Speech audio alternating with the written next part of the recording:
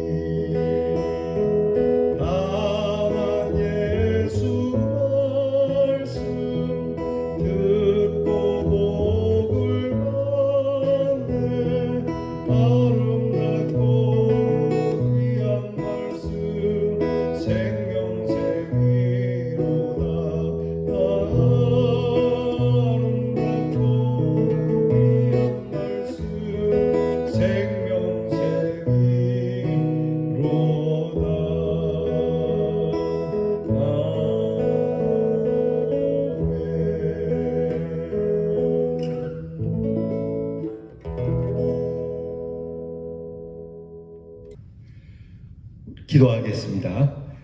하나님 감사합니다. 오늘도 이렇게 주의 말씀 앞에서 시작을 합니다. 겸손하게 주의 말씀을 듣습니다. 늘 들었던 말씀이고 또 아는 말씀이지만 다시 한번 마음에 담고 오늘도 이 말씀 따라 살기를 원합니다. 겸손하게 해주셔서 이 말씀 앞에서 주시는 복을 누리기를 원합니다. 우리가 이 잠언의 말씀을 대할 때에 미련한 자가 아닌 지혜로운 자, 어리석은 자가 아니라 명철한 자로 살게 하시고 악한 자가 아닌 의인으로 살 수 있도록 하나님의 말씀에 우리의 마음에 귀를 기울이게 하여 주시옵소서. 늘 먹는 밥이지만 질리지 않는 것처럼 늘 듣는 말씀이지만 우리가 잔소리로 또는 질리는 말씀이 아닌 새로운 말씀으로 받을 수 있는 마음밭이 되게 해 주시옵소서. 하나님, 이 10월이 이렇게 지나가고 있습니다. 엊그제 같은데 벌써 3분의 1이 지나가고 있습니다. 또 오늘도 이 한 주의 절반에 이르게 되었습니다. 세월의 소중함을 알게 하셔서 우리가 하루하루 또 한 시간 한 시간 초능을 아껴서 하나님이 주신 지혜를 가지고 또 지혜롭게 사는 것, 그리고 하나님의 귀한 말씀을 전하며 사는 것, 하나님의 말씀으로 삶의 선한 능력을 나타내는 것이 우리의 남은 세월의 숙제가 되게 해 주시옵소서. 오늘도 우리들이 여러 가지 일을 행합니다. 반복되는 일도 행할 것이고 또 우리가 생각지 못한 일들도 우리에게 다가오겠지만 항상 무슨 일을 당하든지 하나님께서 형통케 하시리라고 믿고 말씀을 떠나지 아니하고 말씀 안에서 깊이 상고하여 당황하지 아니하고 하나하나 매듭을 잘 풀어갈 수 있는 지혜를 주시옵소서. 아버지 하나님, 사랑하는 우리의 성도들의 가정의 형편을 오늘도 지켜주시고 돌보아 주시고 어렵고 힘들 때마다 주님 앞에 엎드려 기도하는 자리가 가정마다 있게 하여 주시고 가정마다 찬송의 소리가 넘치게 하여 주시옵시고 가정마다 사랑하고 화목하는 일이 우리 안에 있게 하여 주시옵시고 가정마다 서로 위로하고 또 권면하고 또 사랑하며 사는 하나님이 주시는 참 은혜로움이 하나님 가정마다 넘치게 해 주시옵소서. 하나님께서 주신 귀한 자녀들을 위하여 기도하오니 하나님께서 우리의 자녀들이 주님을 따라 살기를 원하는 우리의 자녀가 되도록 인도하시고 우리의 자녀들이 행하는 공부가 어리석음의 공부가 아니라 지혜로운 공부가 되게 하시고 미련한 자의 공부가 아니라 참으로 명철한 자의 공부가 되도록 도우시옵소서. 굶으로 수고하는 자녀들 하나님께서 이 쌀쌀해져가는 날씨 속에 병영을 지켜주시고 안전하게 하시며 멀리 떠나가 있는 우리의 자녀들, 해외에 있는 자녀들, 객지에 있는 자녀들 외롭고 춥고 그리고 저들에게 어두운 일이 없도록 하나님 도와주시고 오늘도 밝음 속에서 하나님을 찬송하며 하나님이 주시는 축복을 누리는 우리의 자녀들이 되도록 은혜 위에 은혜를 주실 줄을 믿사오고 우리 주 예수 그리스도의 이름으로 기도하옵나이다. 아멘. 오늘 우리가 함께 묵상할 말씀 잠언 10장 1절에서 16절까지 그리고 몇 가지 말씀을 좀 떼서 그렇게 봉독하도록 하겠습니다. 잠언 10장 1절로부터 16절을 먼저 저와 함께 같이 봉독하겠습니다. 잠언 10장 1절부터 16절을 봉독합니다. 솔로몬의 잠언이라 지혜로운 아들은 아비를 기쁘게 하거니와 미련한 아들은 어미의 근심이니라. 불의의 재물은 무익하여도 공의는 죽음에서 건지느니라. 여호와께서 의인의 영혼을 줄이지 않게 하시나 악인의 소욕은 물리치시느니라. 손을 게으르게 놀리는 자는 가난하게 되고 손이 부지런한 자는 부하게 되느니라. 여름에 거두는 자는 지혜로운 아들이나 추수 때에 자는 자는 부끄러움을 끼치는 아들이니라. 의인의 머리에는 복이 많아 악인의 입은 독을 머금었느니라. 의인을 기념할 때에는 칭찬하거니와 악인의 이름은 썩게 되느니라. 마음이 지혜로운 자는 계명을 받거니와 입이 미련한 자는 멸망하리라. 바른 길로 행하는 자는 걸음이 평안하거니와 하려니와 굽은 길로 행하는 자는 드러나리라. 눈짓하는 자는 근심을 끼치고 입이 미련한 자는 멸망하느니라. 의인의 입은 생명의 샘이라도 악인의 입은 독을 머금었느니라. 미움은 다툼을 일으켜도 사랑은 모든 허물을 가리느니라. 명철한 자의 입술에는 지혜가 있어도 지혜 없는 자의 등을 위하여는 채찍이 있느니라. 지혜로운 자는 지식을 간직하거니와 미련한 자의 입은 멸망에 가까우니라. 부자의 재물은 그의 견고한 성이요 가난한 자의 궁핍은 그의 멸망이니라. 의인의 수고는 생명에 이르고 악인의 소득은 죄에 이르느니라. 아멘. 우리 몇 가지 말씀을 더 찾아서 읽겠습니다. 22장 3절입니다. 22장 3절 그 뒤로 넘겨서 잠언 22장 3절입니다. 여러분 영상으로 보시는 분들은 말씀을 잘 경청해서 들으시기 바랍니다. 슬기로운 자는 재앙을 보면 숨어 피하여도 어리석은 자들은 나아가다가 해를 받느니라. 27장 12절 똑같습니다. 27장 12절 그러니까 22장 3절이나 27장 12절 말씀은 동일한 말씀입니다. 슬기로운 자는 재앙을 보면 숨어 피하여도 어리석은 자들은 나아가다가 해를 받느니라. 또 두 군데만 더 찾겠습니다. 14장 15절과 14장 18절입니다. 잠언 14장 15절, 14장 18절. 어리석은 자는 온갖 말을 믿으나 슬기로운 자는 그 행동을 삼가느니라. 14장 18절. 어리석은 자는 어리석음으로 기업을 삼아도 슬기로운 자는 지식으로 면류관을 삼느니라. 아멘. 잠언의 전체 구조를 보면은 1장부터 9장까지의 교훈은 젊은 세대, 자녀들을 위한 그 교훈집의 성격을 나타내고 있습니다. 그러나 다시 솔로몬의 잠언으로 시작되는 10장부터 22장까지는 편집적인 형태보다는 하나의 문장으로 이루어진 경구적인 모습으로 교훈을 주고 있습니다. 경구적이라고 하는 것은 해학적이라고도 이야기할 수 있습니다. 그러니까 해학적으로 말씀을 우리에게 가르쳐주고 있습니다. 그러니까 이 내용들은 서로 대조적이면서 연결을 갖기도 하고 또 때로는 아주 동떨어진 독립적 형태를 띠면서 중요한 단어를 통해 교훈을 주고 있습니다. 이 교훈의 시작은 그 중심이 의와 의인 그리고 불의와 악인과 관계가 깊고요. 그 의인은 곧 지혜로운 사람을 가리키고 있습니다. 그래서 의인의 입에서는 지혜를 내어도 패역한 혀는 배임을 당할 것이라고 말씀해 주고 있습니다. 그러면 이런 해학적이고 경구적인 교훈은 어떻게 주고 있는가? 이미 언급한 대로 특별한 내용의 연속성이나 통일성은 없어 보여요.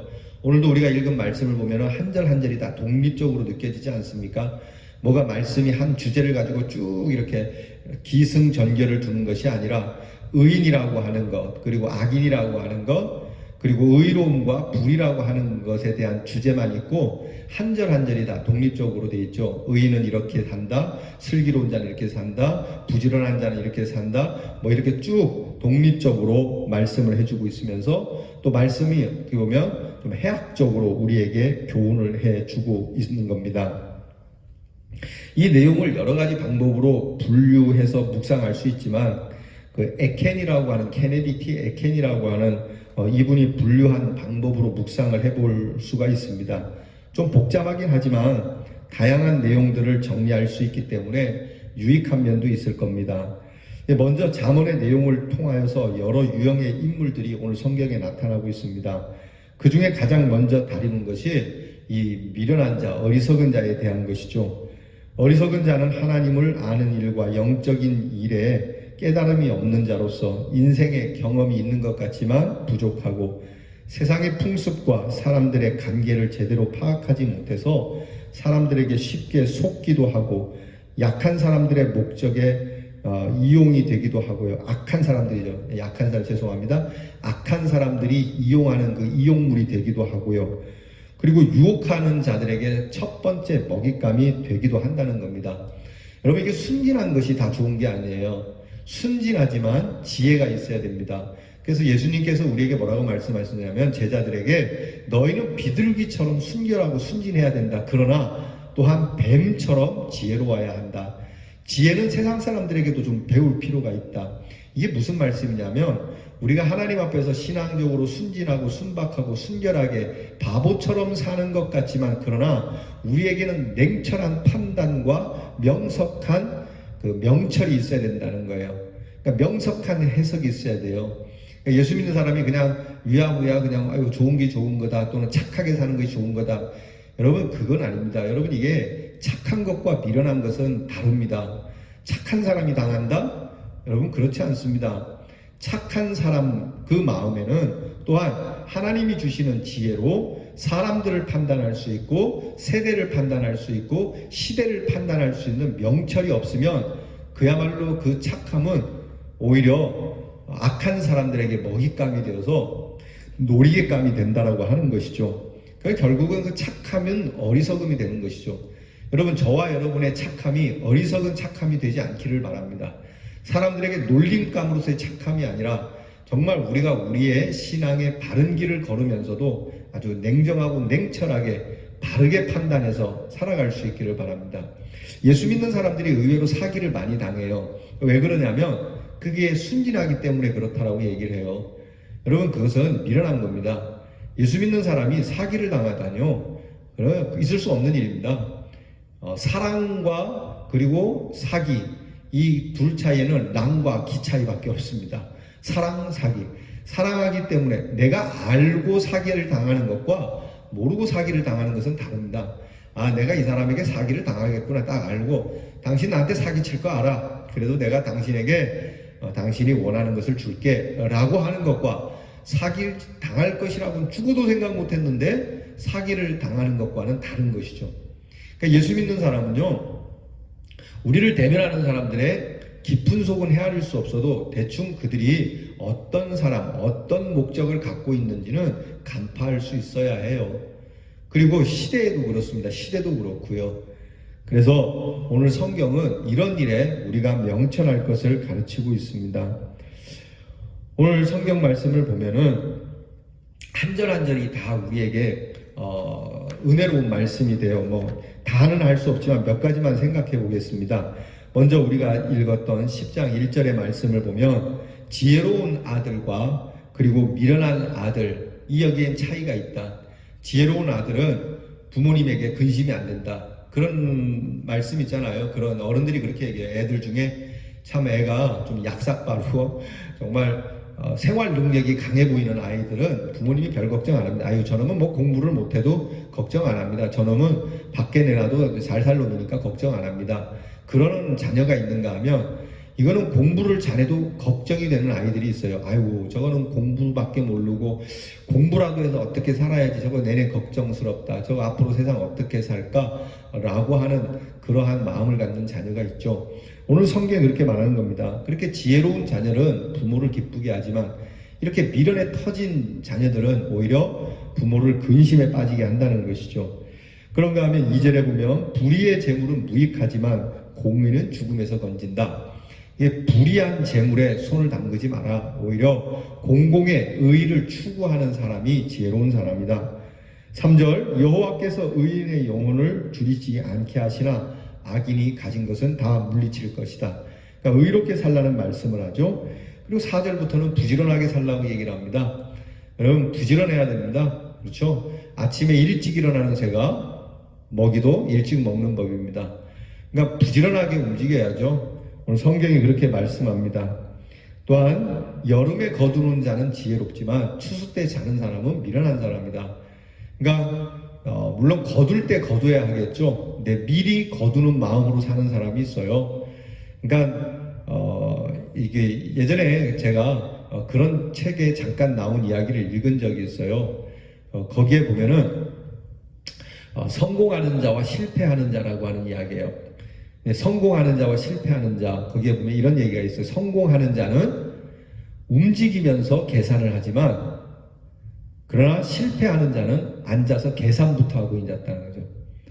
이런 얘기입니다. 그러니까 성공하는 자는 미리 여름에서부터 거둘 것을 바라보면서 움직이는데요. 근데 미련한 사람, 실패하는 자는 거둘 때가 됐는데도 움직이지 않는다는 것이죠. 오늘 성경 말씀 이렇게 해학적으로, 아까 말씀드렸잖아요. 경구적 표현이라고. 아주 해학적 표현으로 말씀해 주고 있어요. 의인의 머리에는 복이 임하지만 악인의 입은 독을 머금는 것이다. 의인을 기념하는 것은 칭찬을 받겠지만 악인을 칭찬하게 되면은 그것은 네 이름마저도 썩게 되는 것이다. 줄을 잘 서야 됩니다, 여러분. 출세의 줄이 아닙니다. 여러분께서 예수 믿는 사람은 의로운 사람 편에 늘 서야 돼요. 이게 무슨 사상적으로 또는 무슨 진영의 논리로 또는 여러 가지 우리가 그 사람이 옳고 그르냐는 따지지 않고 일단 무조건 배척하고 보는 모습은 나쁜 거예요. 여러분, 우리가 적이라도 그가 훌륭하면 훌륭하다라고 그의 이름을 높여줄 줄 아는 자가 의로운 사람이고 그의 이름도 같이 올라간다고 말하고 있어요. 그러니까 아무리 우리 편이라 할지라도 여러분, 그 이름이 썩어가는 이름이라면 그 이름에 여러분의 이름을 포개지 마셔야 합니다. 성경은 말씀합니다. 8절에 보면은 마음이 지혜로운 자는 계명을 받지만 입이 미련한 자는 멸망을 받는다. 입이 요사스럽다는 사람 있잖아요. 야, 넌 입이 참 방정이다. 서둘러서 그 입에서 내뱉어내는 방정맞은 소리 때문에 실수를 거듭하고 실패까지 하는 사람들이 있죠. 다짐을 하는 것도 그렇고 약속을 하는 것도 그렇고 또 또 거절하는 것도 그렇고 응답하는 것도 그렇고. 여러분 옛말에 그런 말이 있지 않습니까? 말을 하기 전에는 한 3번은 생각해보고 말하라. 사람들이 답답해할지 모르지만 대답을 할 때는 3번을 생각해보고 말해라. 아주 이게 지혜로운 사람일지도 모릅니다. 말을 함부로 성급하게 내뱉어서 정말 낭패에 빠지는 사람들이지 않습니까? 성경에 보면 사사기에 사사시대에 입다라고 하는 사사가 있어요. 이 입다라고 하는 사사가 사사로서의 그러한 자리가 이렇게 처음부터 주어진 자리가 아니었어요. 그 사람들이 그의 출신을 없인 여겼지만은 그러나 사람들이 위험한 지경에서 좀 나라를 구해달라고 와서 청하고 이 입다가 나라의 지도자가 되거든요. 이게 얼마나 참 뭐라 그래야 되나, 이게 참 기쁜 일이잖아요. 뭐 하루아침에 사사가 되고 나라의 지도자가 됐으니까. 그리고 전쟁터에 나가서 입다가 승리를 거둡니다. 그리고 승리를 거두고 하나님 감사합니다. 그리고 돌아오면 되는데 이 입다가요 요사를 떱니다. 입에 방정을 떨어요. 이 입다가 막 굉장히 마음에 그 기쁨을 주체할 수 없어서 무슨 말을 내뱉느냐면, 우리가 이 전쟁터에서 이제 승리하고 돌아가게 된다면 우리가 성에 들어갈 때 제일 먼저 우리의 승전을 축복해주는 그 사람을 하나님께 바치겠습니다. 이렇게 얘기를 하거든요. 여러분 이게 하나님 앞에서 그렇게 말할 필요가 없는 겁니다. 그냥 하나님 감사합니다 하면 되는 건데, 그는 그렇게 말함으로 인해서 제일 먼저 승전에 대하여 기쁨을 가지고 맞아주는 사람이 그의 딸, 그 외동딸이 되거든요. 결국 그 외동딸이 그렇게 뭐 그 아버지가 지도자가 뱉은 말이라, 고대 시대에는 그런 이신제자들이 있었거든요. 하나님은 이신제사를 허락하지 않았지만 그들은 그렇게 그 입에 인신제사를 하겠노라고, 결국은 그 딸이 자기 아버지가 실수로 내뱉은 말로 인해서 그 딸은 참 무참하게 죽어가야 했던 사건이 성경에 있지 않습니까? 여러분 기분이 좋을 때 또는 기분이 나쁠 때 우리가 내뱉는 말에 대해서 깊이 생각하고 내던져야 됩니다. 일단 내뱉은 말은 담을 수가 없기 때문이죠. 그래서 오늘 성경은 그렇게 말씀합니다. 결국 오늘 성경 말씀 하나하나가 다 우리에게 삶에서 꼭 필요한 말씀들인데, 이것이 우리에게 이렇게 해야 되는 것, 이렇게 하지 말아야 되는 것을 구체적으로 말씀해 주시는 겁니다. 지혜와 명철을 가진 자는 어떻게 해야 되겠는가? 오늘 말씀을 여러분 무슨 명심보감처럼 여러분 마음에 잘 담아 듣고 좀 외워서 내가 이렇게 하지 말아야 되겠다라고 하는 그 말씀으로 한 절 한 절 뜯어서 여러분이 좀 곱씹어보고 마음에 그렇게 두어서 그런 상황이 닥칠 때마다 이 말씀이 딱 떠올라서 여러분 미련한 자의 길로 가지 않고 지혜로운 자의 길로 갈 수 있기를 바랍니다. 오늘 성경 말씀에 그렇게 말씀하죠. 슬기로운 자는 재앙을 보면 숨어 피하지만 어리석은 자는 나아가다가 해를 받는다. 근데 이 어리석은 자는 뭐가 재앙인지 뭐가 축복인지 잘 몰라요. 이게 축복이 된다고 생각하고 시간과 정성을 투자하지만 그게 멸망이 되고, 지혜로운 자는 이것을 잘 판단해서 재앙이 올 때는 숨을 줄 아는 거죠. 여러분 애굽에서 이스라엘 백성들이 출애굽할 때에 애굽의 10가지 재앙을 하나님이 내리시는데 마지막 재앙이 장자가 죽는 재앙이었습니다.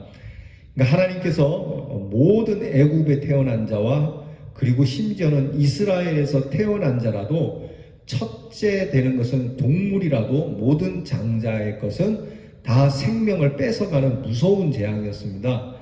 근데 이 재앙을 피할 수 있는 방법은 하나님께서 가르쳐 주신 대로 이 집은 이미 죽음이 이 죽음이 있었다는 표로 어린 양을 잡아서 그 피를 문설주에 발라놓으면 그것을 그렇게 이해하고 그 집에는 들어가지 않는 걸로 약속을 했거든요.